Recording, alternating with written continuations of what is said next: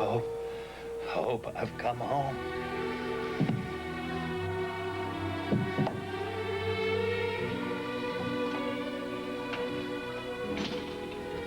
Alan, I knew you'd come back to me.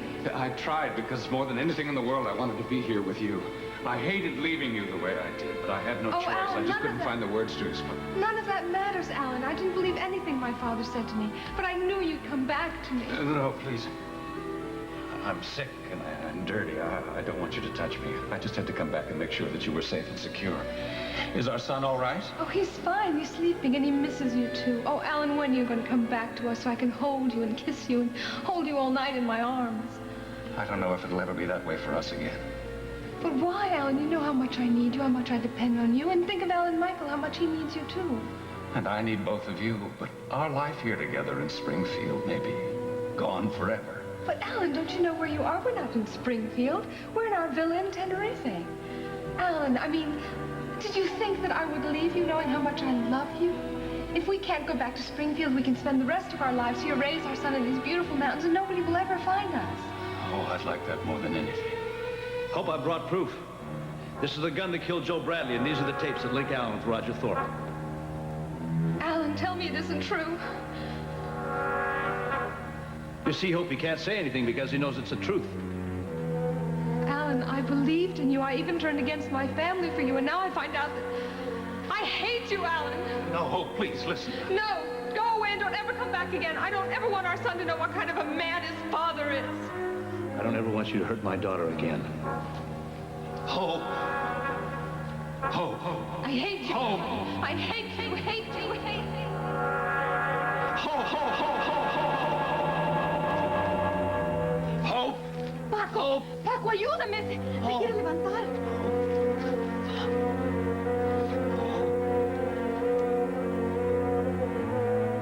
I am about an hour out of Las Palmas. Request lights on landing pad. Of course, you will have them. Senor Jennings is here with me, and he is anxious to know if you have the American with you, who was to be waiting at the Guardians of Tede. Esteban, come in. I waited till dark as you instructed, but the wind picked up and I had to get the cutter out. In all the time, I saw no one at all.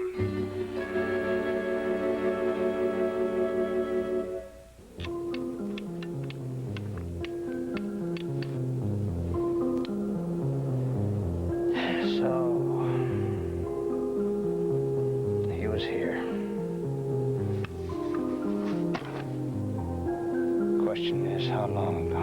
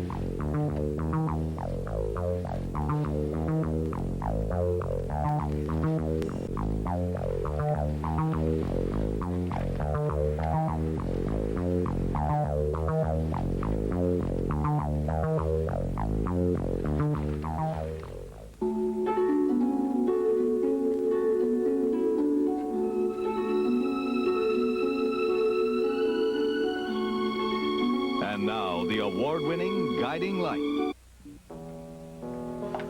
That was some long phone call Mr. McCord had. It was about an hour and a half. Mom. Yes, he missed his whole lunch. Mom, did you notice something funny when Mrs. Renfield came in and told Mr. McCord that he had a phone call?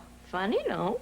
The phone did not ring. Now, I have an extension in my room. Now, when there's a call, the phone rings. So that means that either Mrs. Renfield is lying or that there's another phone in this house that I don't know about it. And if there is, it's probably in Mr. McCord's room because that's the only room in the house that I have not been in. Oh, that's a very good policy, dear. Keep it up.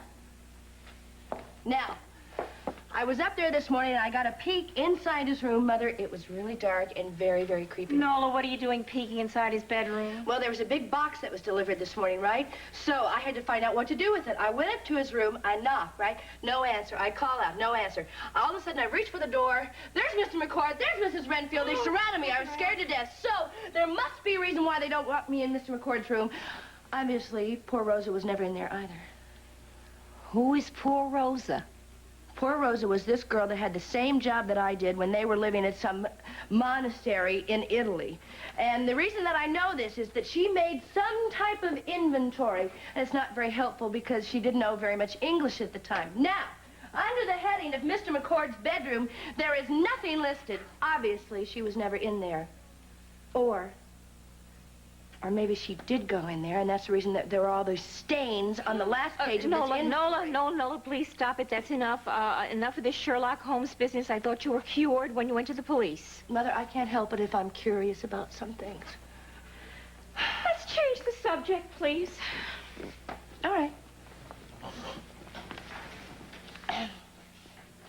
Why did you bring up my wedding? Oh, that. Oh, honey, I am sorry. I really didn't mean any harm. I really don't understand why a girl in your position wants to keep such a deep, dark secret of the fact that the man who got you pregnant is interested in taking care of you. I mean, instead of making out that he couldn't care less about what happens to you or the baby. I don't want them to know that Floyd is the father. Why? I have my reasons. Well, I hope they're not the reasons I'm thinking of. I mean, I hope you're not ashamed of Floyd and that you want people to think he's some movie star or a big doctor or something like that. I only want to protect Floyd. Protect him from what? Because Mr. McCord and Mrs. Renfield are asking far too many questions about the baby, who the father is. I'm afraid if they find out that it's Floyd, something's going to happen to him. Oh, Nola, I've never heard anything so far-fetched.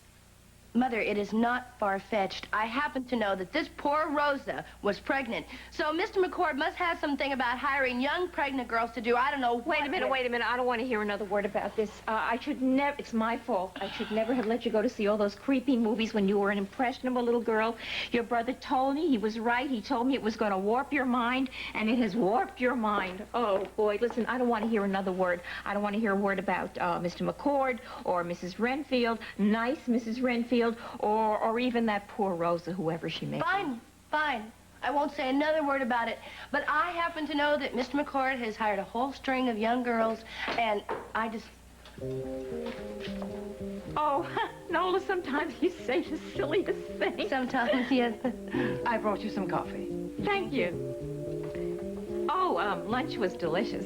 But I'm so glad you enjoyed it, Mrs. Reardon. So, I see there are only 2 cup and saucers. Isn't Mr. McCord going to join us? I'm afraid not. Is he still on the phone? Oh, goodness, no. He had a very short conversation with his colleague, then he packed and left while you were having lunch. He didn't want to disturb you.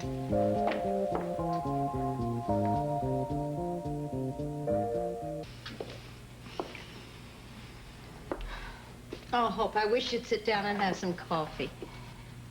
I hate to see you so upset, dear. I can't shake that awful feeling I woke up with, Grandma. It has been with me all day long, and it's just getting stronger.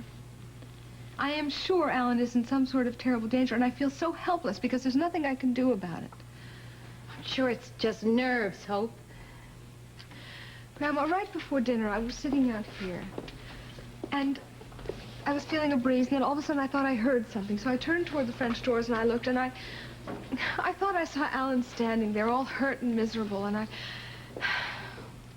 I don't know, Grandma, the sight of it is something I can't seem to shake.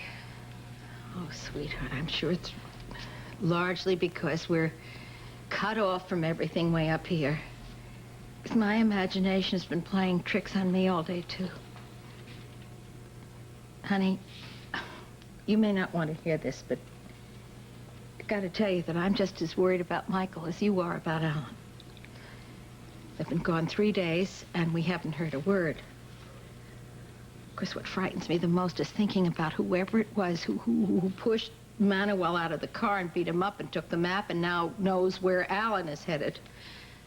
Grandma, I have been doing my best not to think about this, but I am sure now that it must have been the same man who followed Alan and me around Puerto de la Cruz and was staring at us. And it must have also been the same man who came up here and walked around the house and who opened the nursery windows the night Emily thought she heard him outside. I mean, I'm just terrified at the thought of what might have happened to Alan Michael. Don't think about that. I'm just so grateful that we have the gun and that Emily knows how to use it. But Grandma, I mean, Alan Michael's out of danger now, but that man, whoever he was after Alan. And now that he's got the map, he may have found Alan by now, and...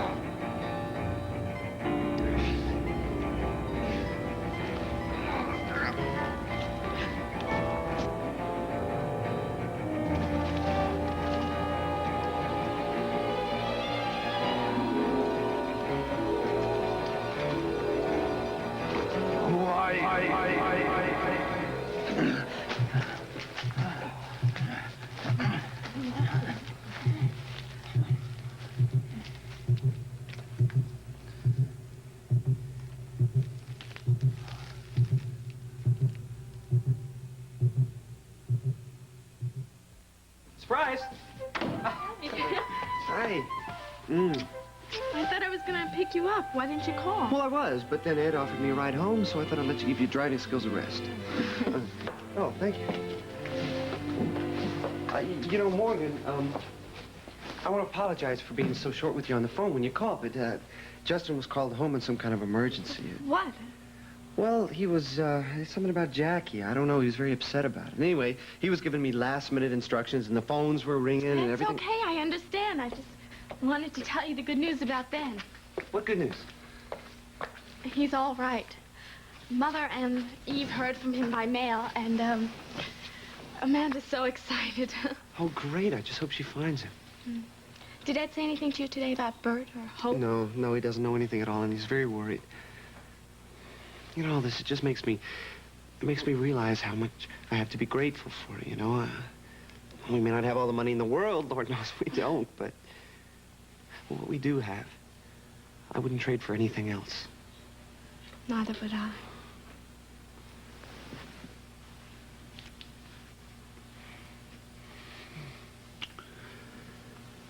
Yeah, well, I'd better go take a shower, and then I'll help you with dinner, okay? I wanted to talk to you about dinner. Since you're home at 7, and that's almost a record for you, I thought maybe it wouldn't be nice if we went out to dinner tonight, to the Hideout. Floyd's singing there, and everyone at the hospital is going. I think it's a great idea. You do? Yeah. I had all these excuses set up on trying. Well, save your breath. I think we can both use a night out, don't you think?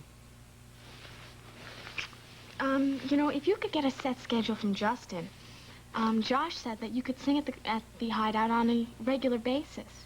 And we could really use the money, and that way we could make a tab. Well, hey, wait. You know, in our current financial situation, I think that charging anything, even dinners, is not such a hot idea. I guess so. Well, I really can't do that, you know. I mean, that's not how clerkships work. But, well, what I could do maybe is during the 2 weeks, you know, between assignments, if I get them, that maybe you can talk to Justin and we can set something up there. Morgan, I mean, I think we should... I wanted to talk to you about those 2 weeks. I spoke to Amanda today, and you know how she said she wanted to get us a really nice wedding present? Yeah? Well, she'd like to send us away maybe someplace warm during the winter. Now, wait a minute. Did she suggest that, or did you? Well... Come on. She jumped at the All right. When I said it, she liked it. You're not mad, are you? Oh, how can I be mad? You're being so honest.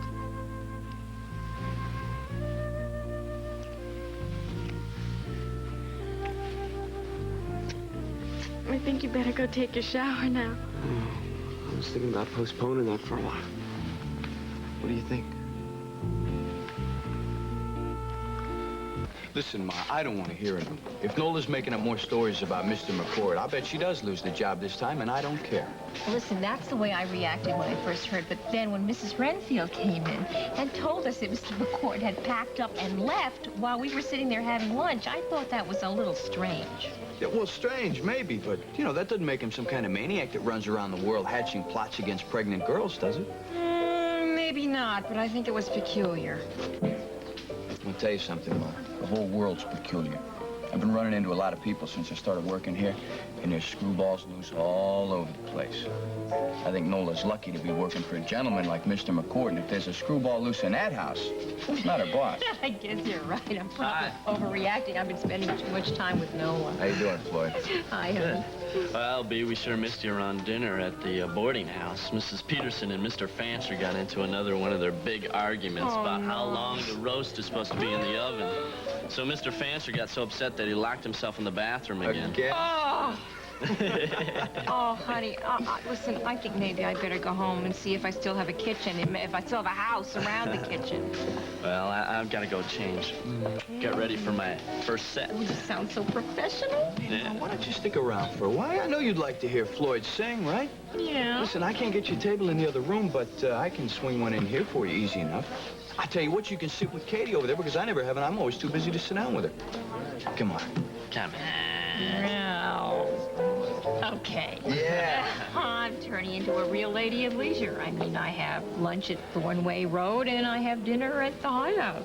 Why Did you see Nola today? How is she? She's fine, honey. And I wish you could stop worrying about her. Yeah, I wish I could, too. Well, I gotta go get ready. See ya. Take care, Floyd.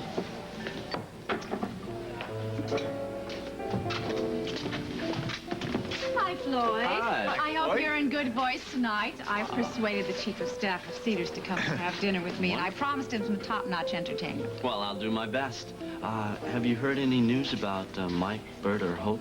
No. Thanks for asking. Yeah, well, I hope you hear something real soon. I've got to go. All right. That's just what I didn't want anybody to ask you about. I was hoping you could have one evening where you didn't have to think about all that. Well, it's not going to happen. Besides, from the way you sounded on the phone earlier, you could use a little diversion yourself. That's for sure. The office was a madhouse today with Amanda and her memos and Carrie Todd playing Pollyanna. I promise that I won't talk about my problems if you don't talk about yours. You got a deal. All right. I'm going to go talk to them. Yeah. Tony? Hi, Excuse Miss Chamberlain. me. How you doing? Is Trish still in the office? No, it's just me holding down the fort right now, and Josh is on his way. He'll be here to help out in a little while. What happened to Trish? Well, she had... see, she had a friend here for lunch today who had a few too many. Trish had to drive her home, and I haven't seen her since. Well, that's odd. When you called, you said that she was having lunch with Jackie Marler. Yeah, that's her, but, well, I didn't want to say anything because she was in pretty bad shape, you know? That's right. You know, Justin was called home early from the hospital today. I hope everything's all right. Look, I better give their house a call, all right? All right, I'll be right she'll be gone. He worries about absolutely everybody. Well, I think that's wonderful, especially considering all the problems he's got with his own family.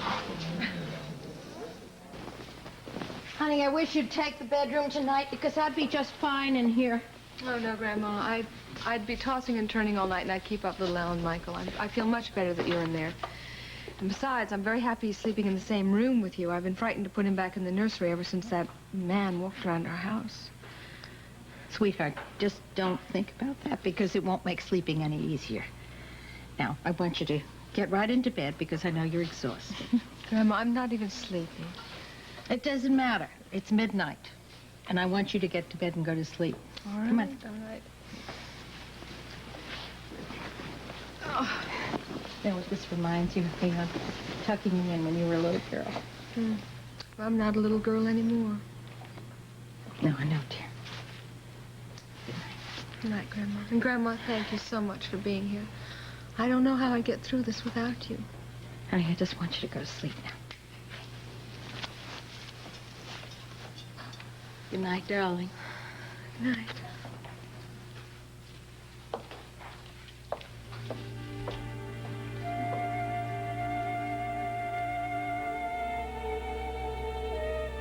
I don't ever want you to forget that I love you more than life itself.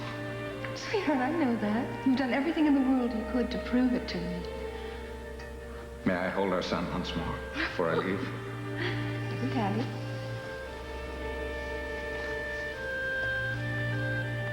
I always want to remember you this way. The two people I love most in the world.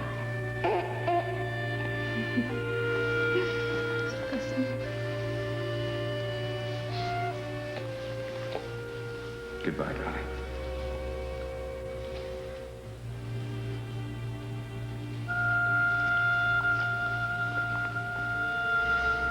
You take care of yourself.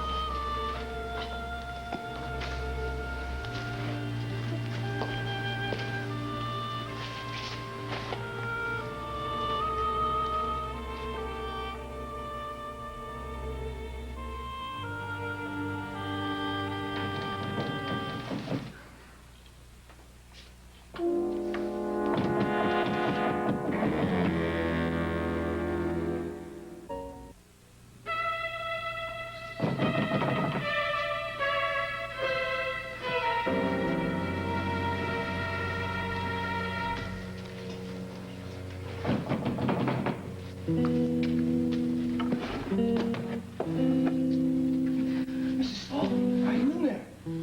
Wayne, is that you? Yes. Oh, Wayne, I'm so glad to see you. How are you? Where's Alan? Is everything all right? That's exactly why I'm here. Well, I don't understand. My grandmother told me that my father said you'd gone to meet Alan at some rendezvous point. How did your father know that? Well, he found a map in the cottage, and he thought it was circling a place where you're supposed to meet Alan. He was right. He was right. It was. I left that copy in the cottage after I rushed out of here in such a panic after seeing your father. All I could think of was to get in the helicopter and get away as fast as possible. I was afraid he'd catch me and arrest me as an accomplice and force me to tell him where I was going to meet Alan. Wayne, I don't understand. Does this mean you haven't seen Alan yet? I was supposed to pick him up, or have him picked up, today before sundown. Now, I arranged for another pilot to fly to the rendezvous spot, but Alan wasn't there. Now, don't be too concerned, because I probably underestimated the time he needed to arrive there. But when the copter pilot came back without him, all I could think was that maybe he came back here for you, had somehow evaded your father and was here waiting, hoping I'd come back for him. No, Wayne, he hasn't come back here. You know, he had terrible misgivings about leaving you all here, and I thought maybe he had given up on his other plan and come back. Wayne, Alan's been out there for 3 days and 3 nights. Do you think he's all right? I can't answer that, Mrs. Spaulding. All I know is I was supposed to meet him in a very desolate area of Tenerife. Wayne, you've got to go back there right away and find him. My grandmother's here, so Alan, Michael, and I will be just fine. And Wayne, the police have been combing the island for you. Where have you been for the last 3 days? Well, the day I left here, I flew straight to another one of the Canary Islands. I stayed there undercover until it was time to make arrangements to have Mr. Spaulding picked up today. Well, all right. Well, you've got to go back and try and find Alan. And please try and find my father, too. He's out there chasing after him. Do the police know where your father is? No. My father made a copy of the map that you had left, and he sent one of his drivers down to the Orotava police to give it to them. But they came up and told us that he had been beaten up and the map had been stolen, so they have no idea where to start looking for him. Wayne, I didn't hear a car drive up, and I certainly didn't hear a helicopter land. How'd you get here? Well, I knew the police would be looking for a helicopter, so I flew in after dark and flew over the unpopulated areas of the island. I set her down about 6 or 7 miles down the back mountain road, and I hiked up here. Well, look, you must be tired and hungry. I'll make you something to eat. And why don't you sleep in the guest cottage? No, thank you. I don't have time for that now. Now that I know Alan didn't come back here, he must still be out there somewhere. I've got to find him. Yes, and Wayne, please try and find my father, too.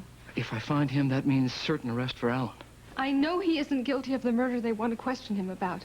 But I think Alan feels that if he goes back before the real murderer is found, that he'll be convicted simply because he's Alan Spaulding. I'll do everything I can to find your husband, Mrs. Spaulding, even though the helicopter I'm flying can't make it to the altitude where I'm supposed to meet him. But when I do find him, I will call the Orotava police and I will have them... I think my grandmother's up.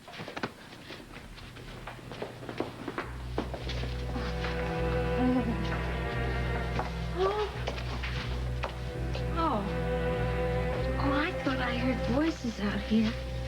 Oh, honey, you're gonna get your death of cold standing here in this draft.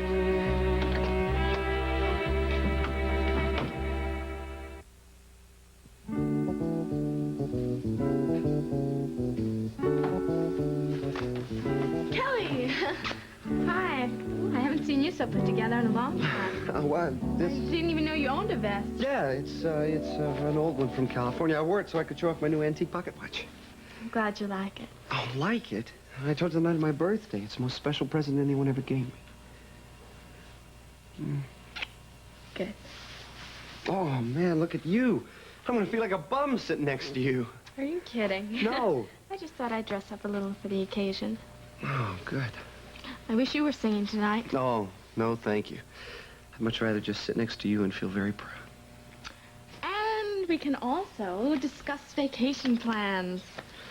Oh, Morgan, you know, you are like a puppy with a bone when you get a thought in that head. I told you. I'm going to have to do a lot of studying those 2 weeks to be sure I'm up on everything. But you can study on the beach. No, I can't. Why not? Because I have seen you in a bathing suit, Mrs. Nelson, and you can be very distracting. Well, that's good. I thought you might be tired of me by this time. What? Not in a million years. You're better than that. I guess not. But, I'd still really like to go. And I would really like to have time to discuss this with you later, but we had better get on over to the hideout and catch Floyd's first set. Because his second set is too late. Were you coming? Aren't you forgetting something? Something I very seldom ever forget, too.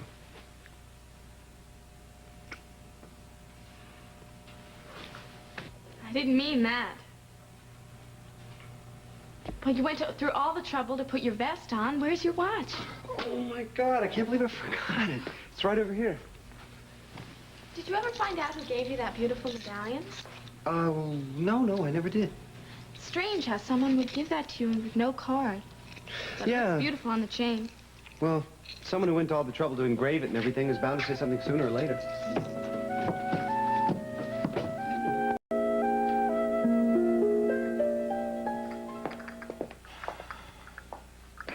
Would you like some more coffee, Nola? Oh, no, thank you, Mrs. Renfield. I'm fine. You know, it was sure strange having dinner at that table all by myself tonight. Perhaps you'd rather have your dinner on a tray in here, or in your room till Mr. McCord returns. Oh, really? It's too much trouble. No, thank you. It's okay. What I was wondering, though, is if you're sure Mr. McCord didn't say how long he'd be gone. He never does. He can't know until he reaches his destination what's involved. But it's no trouble at all to take a tray to your room. And once you reach your period of confinement, you'll want to have it there anyway. Did poor Rosa always have her meals on a tray during her confinement? To whom are you referring?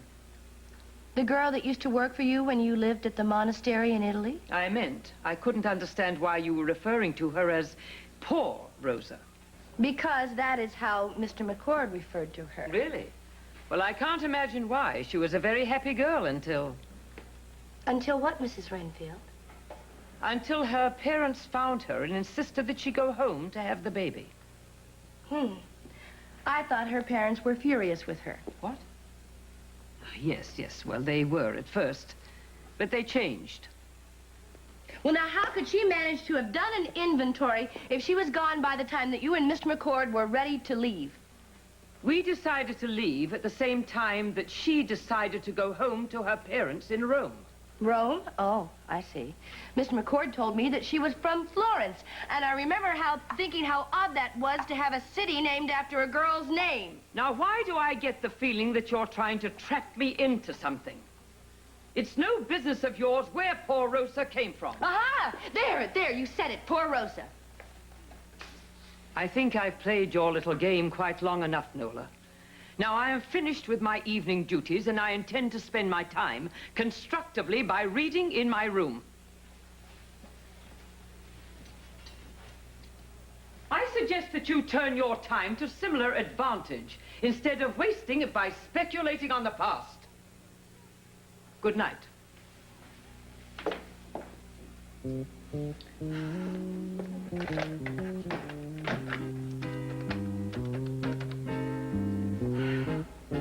Gracie. Oh, Gracie, I'm glad you're here. Yeah, because you're the only one that doesn't think I'm crazy when I say that there is something going on out here on Thornway Road.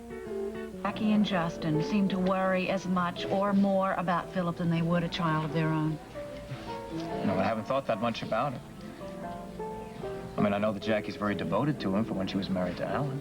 I know that. Oh, excuse me a second. I'm going to talk to Josh. Josh? Oh, Vanessa, hi. Look, I'm really sorry. I knew I told Trish that I'd be here earlier than this, but things really went crazy at the office after you left. I take it Amanda was still burning the midnight oil until further word from Alan. Yeah, well, it was even a little bit more than that tonight. Lieutenant Wyatt came by and was in close conference with Amanda and Jennifer for a couple of hours. In fact, he was still there after I left a little while ago. Hey, how you two doing? Tony, just great. Thanks. I can't tell you how happy I was to see that you two were coming back to see us again. What did Lieutenant Wyatt want? Why was he there? I'm not really sure. Look, excuse me for a minute. I want to say hello to the Nelsons. Oh, well, anyway, listen, I couldn't get you a table in the main dining room, but once Floyd starts singing, I'll move you right in there. Come on, Tony. There must be something available in the main dining room for the Nelsons. No, Josh, there really isn't. Look, listen, this is just fine. We'll take that table right over there next to B and Floyd. That's fine. Thanks. Okay. Bring the Nelsons a good bottle of wine, will you, please, Tony? Yeah, Gracie, I know I should say goodnight. Yeah, it's just I wish you were here, that's all. Yeah, I'm gonna take your advice, and I'm gonna watch TV or read a book if I don't feel like going to sleep, yeah. Okay. All right, I'll talk to you soon. Bye-bye.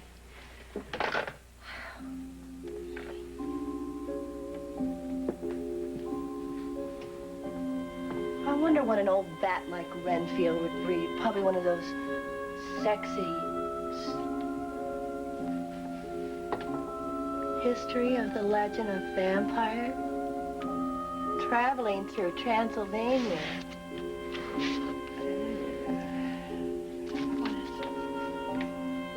Well, whoever wrote this book autographed it to Mr. McCord.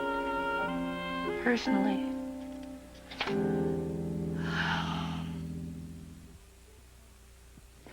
Is something wrong?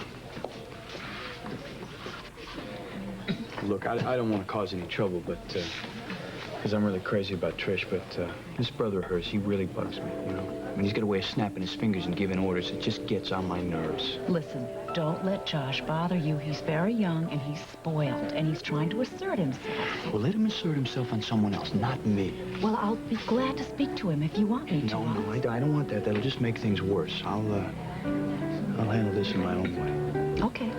Where's Katie? I put her in a cab to go home. She got an early shift at the hospital, so she had to leave right after Floyd was done. All right. If you need me, I'll be with Ed. Thanks.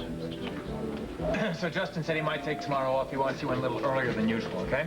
Oh, yeah, sure. Oh, it's after 11. I guess we should take off now. Morgan, you ready? Yes. I'm sorry. Excuse me. There must be some mistake. See, we didn't order these. No, they're the compliments of Mr. Lewis. It's very generous tonight. First a bottle of wine with dinner and now drinks. Yeah, too generous.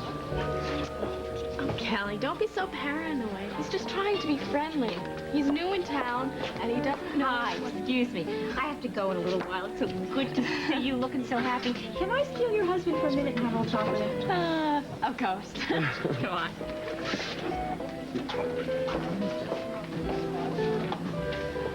Josh, thank you for the drinks. It was very generous of you. I was happy to do it. May I sit with you until your husband comes back and makes me leave? Sure.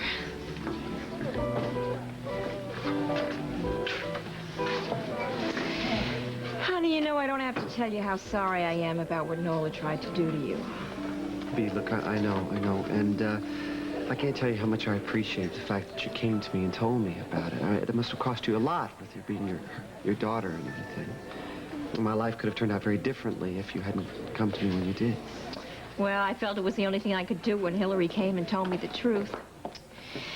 Look, I can't possibly expect you to forget what Nola did. What I wanted to say was that she's trying to start a new life for herself and for the baby, and who I'm really worried about is Floyd. I'm afraid he's going to find out. Well, don't worry. He won't hear it from Morgan or from me. We both decided never to tell him. I'm glad to hear that.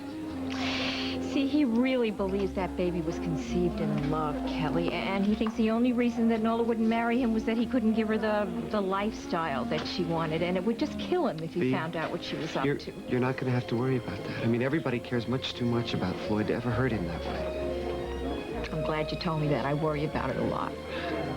Listen, real soon you bring your bride over and have dinner with us, okay? Yeah, count on it. I'll see you.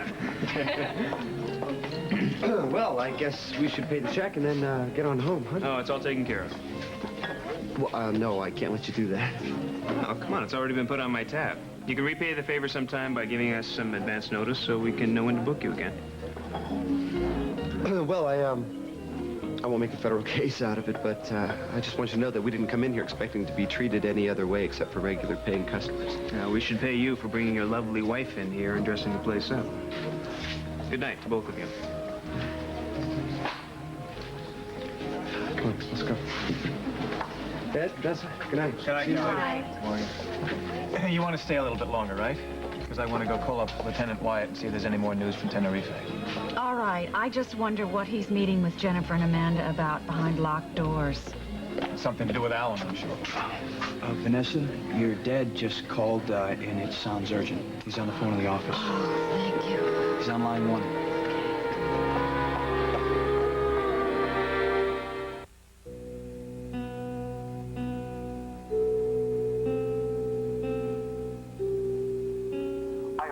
Another pilot fly into our rendezvous spot at the appointed time, but Alan wasn't there. You have to go back there, wherever it is, and find Alan. My father's out there searching for him, too. If I pick up your father as well, it will mean certain arrest for Alan. Besides, I can't get the copter we rented up to that altitude.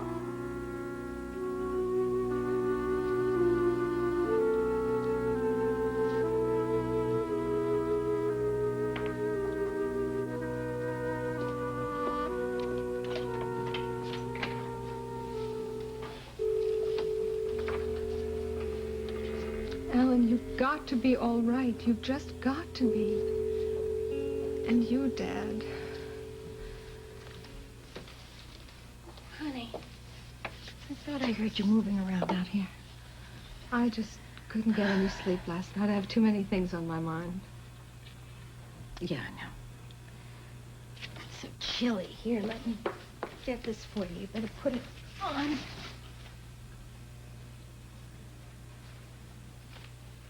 Oh, where did this come from?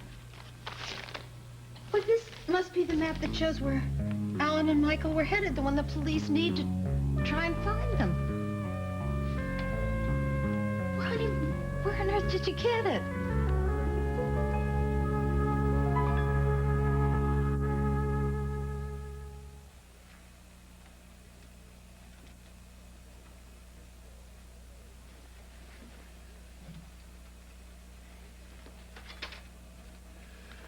Muchas gracias por toda su ayuda. Pero, señor, usted no está bastante bien para irse. No, además tengo que irme. ¿Cómo puedo ir a este sitio? Pues, desde aquí, detrás de esas montañas. Oh, y a través de un gran desierto. How long a journey is it from here on foot, would you say? ¿Qué distancia? A pie. 6 horas. 6 hours? 6 horas? Oh, es muy peligroso. Yes, I know it's dangerous. But I must. Tengo que irme. Oh, muchas gracias, señora. No hay de qué, señor. No, Ay, no, señor. Por favor, no podemos sí, aceptar eso, no. Tú salva mi vida. No, Ay, señor, no. no hay de qué.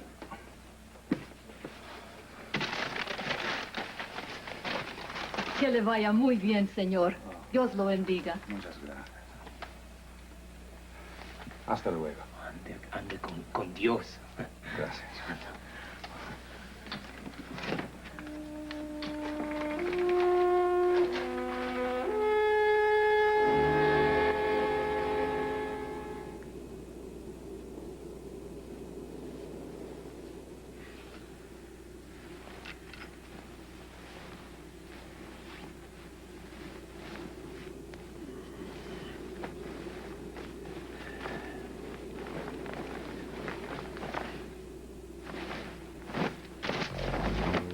Believe it.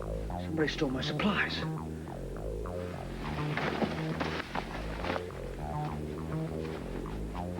No water, no food. Still have several hours in that hot desert sun ahead of me. As it is, I'm a day late. For all I know, Alan's already gotten to that rendezvous point at the base of Tay been picked up.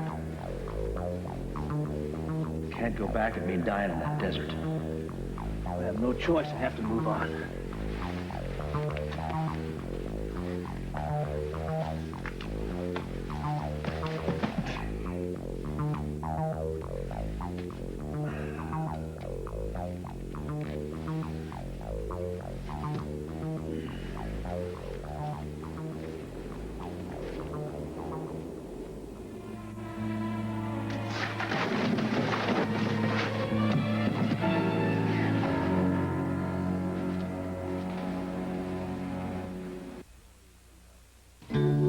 This has been the award-winning Guiding Light. Fashions provided by Lily Rubin Salon, South Southwest. Men's fashions by Jaeger International Shops.